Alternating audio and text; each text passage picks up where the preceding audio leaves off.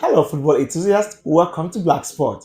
Today, we are bringing you today post-match analysis of what is happening on African Cup of Nations Day 2023. three. I am your host, like always, Insonet Uche, and with me here is EK wise. Ike Wise. Thank you so much. This is day 3 of the AFCON 2023. How are you Absolutely. feeling, please? All right. So it's been an amazing tournament so far. So lots of intrigues, lots of Yeah, upsets, things we never expected. The underdogs are now becoming the lions, and yeah. the lions are now turning to the cats of the tournament. You get my point? So Honestly, so many upsets. I didn't see this coming out. I did. You know what? I need to first breathe in and breathe out.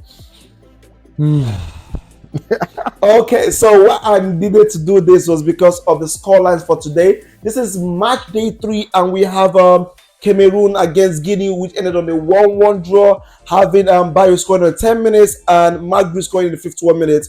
We have Algeria and Angola, which is the late kickoff, having Boja scoring on the 18th minute with Mabulu scoring on the 58th minute with a penalty. Then you have Senegal and Gambia having Kamara scoring a brace with Gueye scoring on the 4th minute. I left Senegal, Gambia for the last because that is wonderful by Kamara. What do you think about that stunner from the young 20-year-old boy?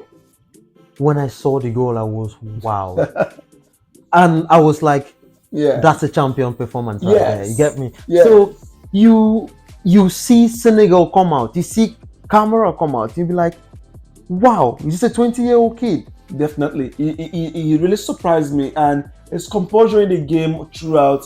Sometimes I'll say it reminds me of the young time when Etofio started out as a young boy. Yeah, you're right. It feels, yeah, that's how he busts into the scene as well. Yes. Especially with his I can't forget, I can't unseen that body hug.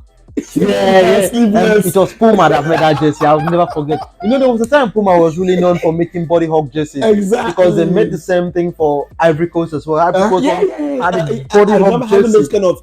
We have Kalu having those kind of tight Yeah, even bodies. Didier Drogba has won that. Yeah. So sometimes, so Those kind of jerseys. I don't know. They just lost the trend.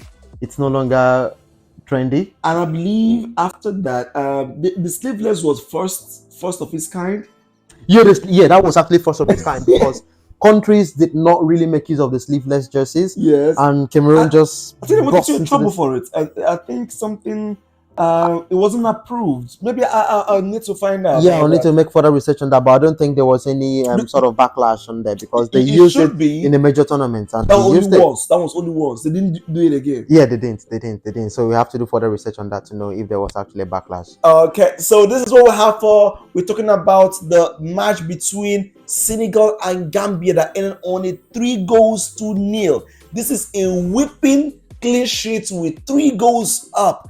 This is the first in this tournament to have 3 goals up, followed by Ivory Coast that Yeah, have with two two. goals, and I believe this Senegal team is the favorite already, the defending champions.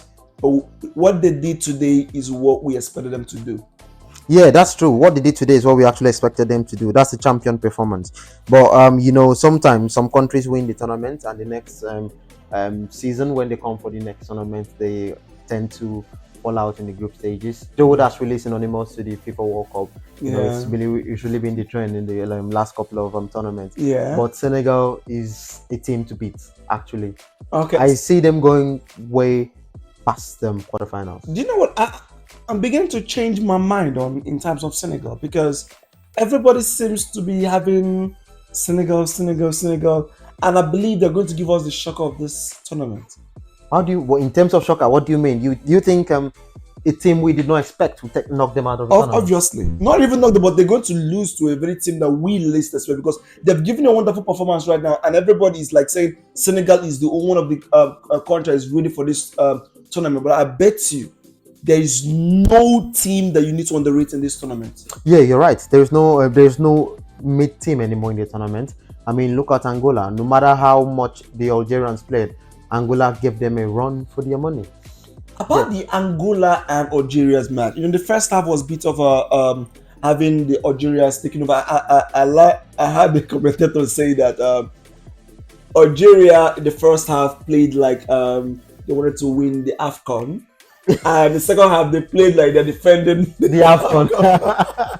so it's just like that because the first time they have so much movement, so much touch on the ball, and the Angola seems they were struggling to make two combinations. Yes, they tried to have some attempts, but they were struggling in the back line to make one or two clean passes, combination, 3-2 combination, and take the ball out. And they were really focused on having a counter attack, which actually shifted their game plan because when you're trying to get a counter attack is to get a game, stand open play and striker, but they weren't seeing those kind of balls and it caged their game. But in the second half, they changed the dynamics of the game and they came out to play and you saw the hunger, the zeal. I must say, I've not seen this is the game I saw both teams, mostly Angola, was determined, even though the Algerians were the better side at first, but they tried to stampede on that intimidation. A teams come with their glory and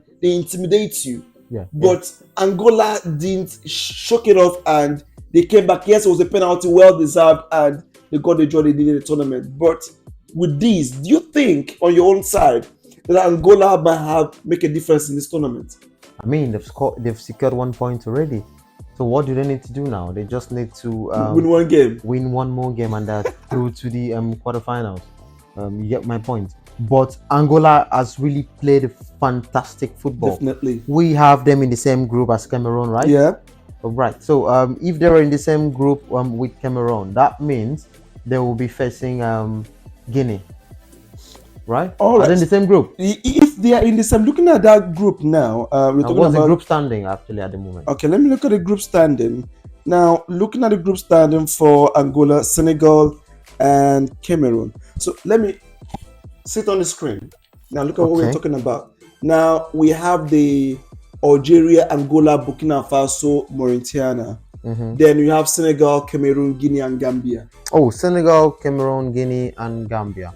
That's a tough group right there. Yes. You see why Cameroon really needed to win that game. And they actually, honestly, Cameroon having a draw in that game, I would say is the best result that they got today. You think so? Because they have Senegal to face. Yes, because they are meant to lose that game. I bet you, if not for the red card, yes, I know Senegal had a red card in their own first half of the game, which had a huge influence on having them winning 3 goals. I won't take that out.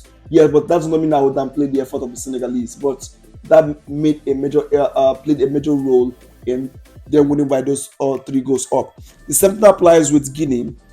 Guinea had an early lead in the 10 minutes, and they had a red card towards the end of the extra second half. And they now in the second half of the game, that is when they saw they leveled the game. So even on that, you have a 10-man, a whole 45 minutes, and all you could do is get a level. Come on. I mean, you know, the Guineans played a defensive pact in the game. You get my point. Yes. They were really defensive after the red card came into play. Is the only option. What even with that, did you try to make one or two attempts? Also, I always have the belief in terms of AFCON, the first legs, the first chain of games, in terms of the first games, it's always a bit rusty. Yes. But trust me, during the second round, the teams will click. Yeah, because you are adapting with the environment, with the game, the teammates. Some of them have not played together before. Definitely. You understand? So I feel the teams will start to click, and I do not see Gambia and Guinea going anywhere. Probably third place rankings. They might qualify through the third place, but you know, best losers. Yeah. But in terms of the first and second, I don't know why they do have that. They try to make up the team for the round of 16. And secondly, because you can't have, because if your group is really poor, maybe you guys ended on draws. You can't use that to compare to people who had four points. And yeah, but in terms of best losers, that's why we have the best losers. It's for compensation. So sometimes there are some persons that have 4 points and have qualified. Some have 4 points and they go based on goal difference. Yes. So it's to give room for those guys that have 4 points.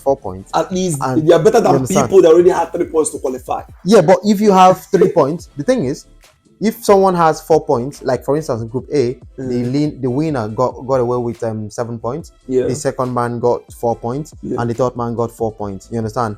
The third man is going to qualify as the best loser. Yeah. Then that doesn't mean that someone who got third with 3 points in another group will qualify ahead of him. No, yeah, they exactly. have to. They'll make their own ranking. Yeah. Get what I'm saying? They have their own ranking in terms of number of points first before goal difference and stuff.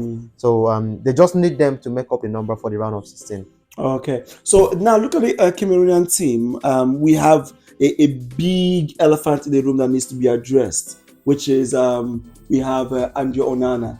Now, Andre Onana was expected to play a game within 24 hours. But with what I'm seeing online, it's like he has some held up in the airport. Yeah. So what happened was when he landed at Abidjan. Yeah. Last night he landed at Abidjan. But no, it's this morning. He landed this morning at Abidjan. He wanted to fly straight through to the city where they're playing. Yes. So the weather was bad. They had to return to Abidjan. I now had to make a road trip, 2-hour road trip to the stadium. He arrived at the stadium, but he didn't make the squad list.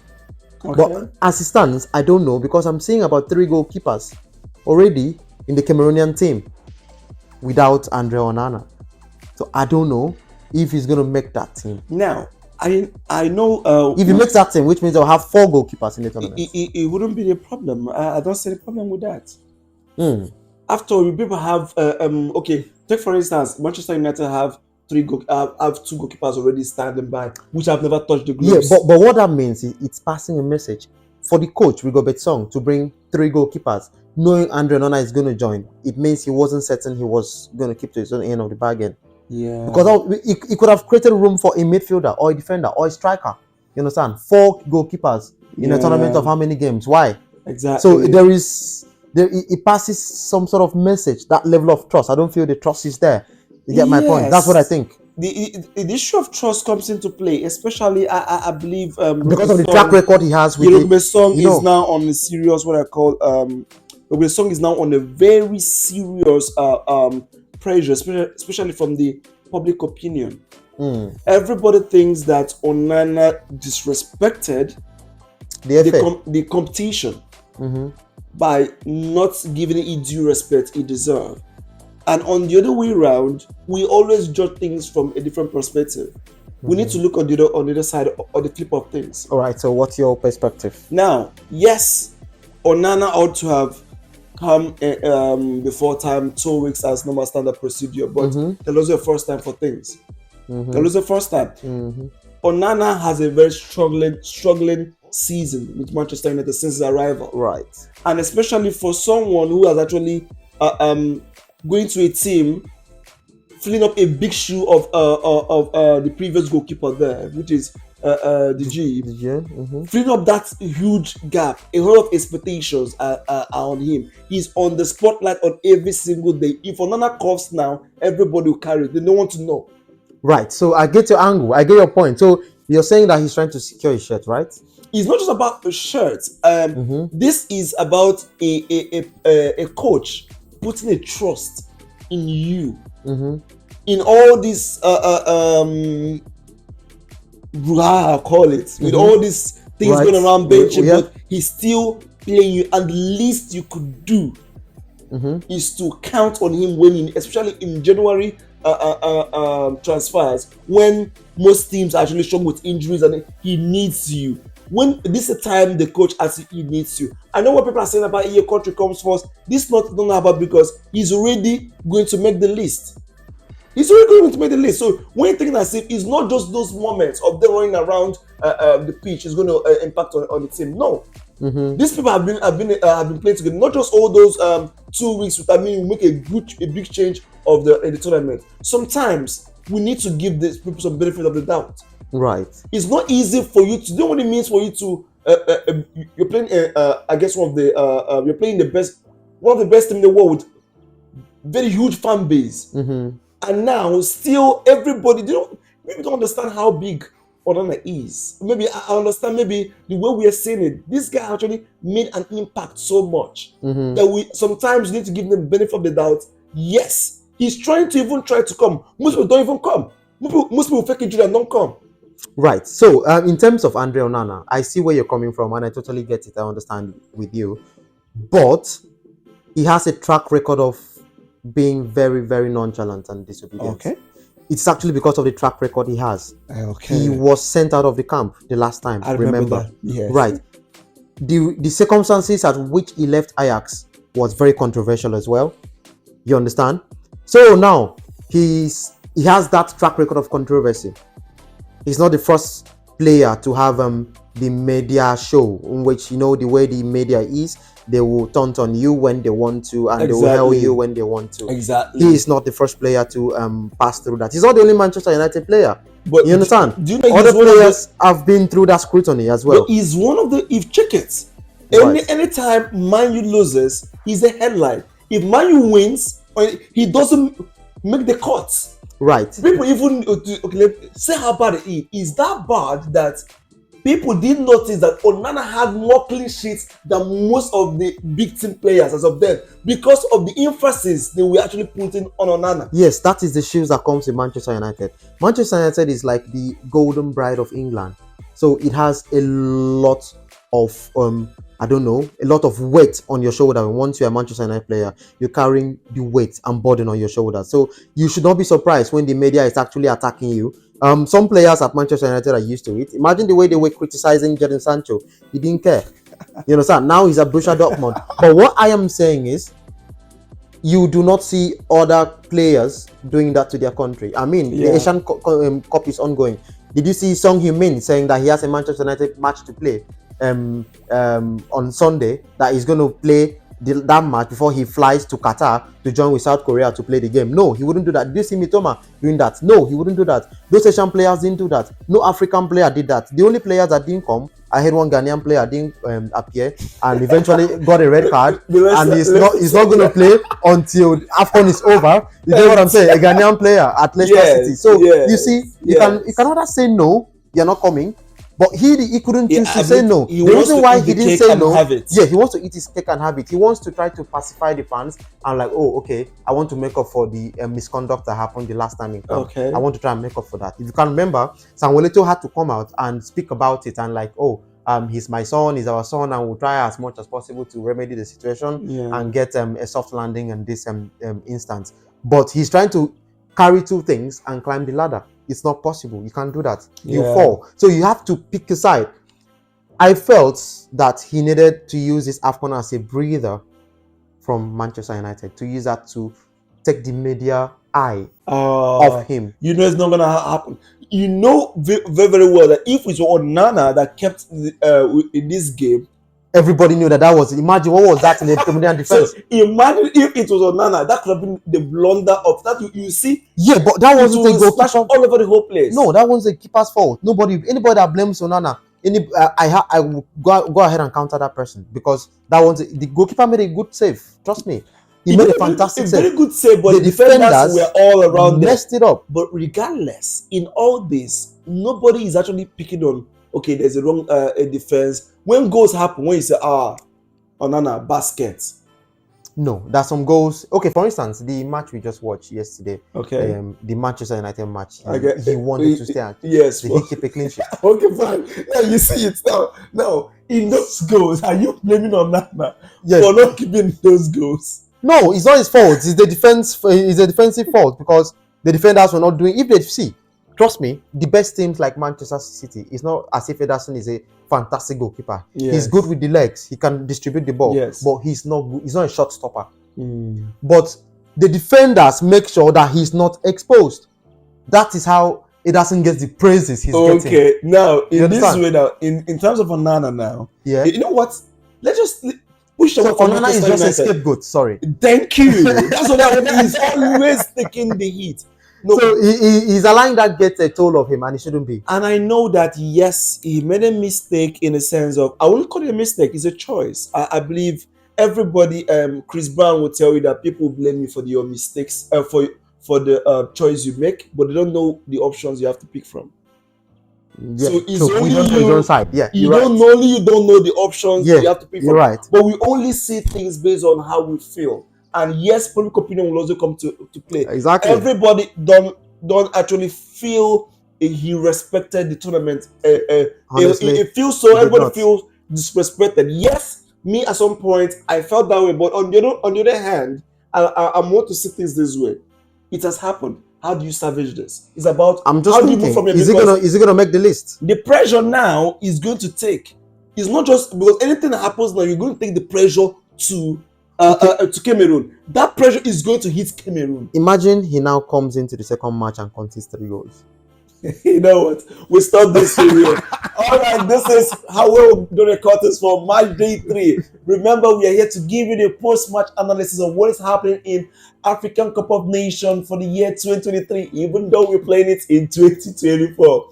I am your host, like always, Insonet Uche, and with me here is Ike Wise. Ike Wise, can you just say hi for us, please? All right, always a good time to be here. See you guys tomorrow. All right, ciao, bye. Bye.